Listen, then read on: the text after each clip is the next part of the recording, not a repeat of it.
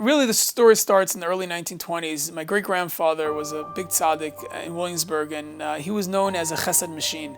Archstone actually wrote a book. It's called The Life of Chesed.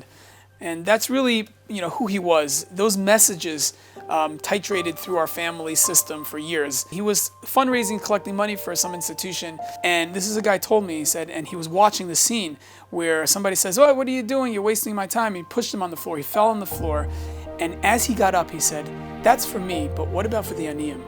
And that's really, what I do, essentially. I'm a middleman. I've had the fortunate opportunity of hearing real pain and courage for a lot of people over the years. And my hope is if I could be a middleman and take that courage and pass it on to hope to the next guy, it's a very rewarding experience. The main inspiration, I would say, came from my family of origin, my parents. I grew up watching people walking in broken, leaving smiling. I was in touch with Shmuel Kamenetsky and others who've helped really shape my thinking as far as the important needs to build quality treatment programs specifically for the frum community. I went to graduate school, Fordham University.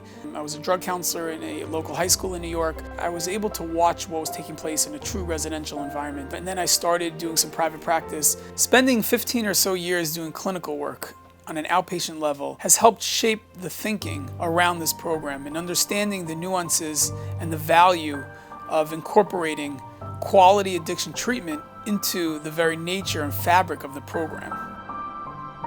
It's really about educating people that there's an approach, there's a mahalach to health, there is a roadmap for people to gain healthy, long-lasting recovery.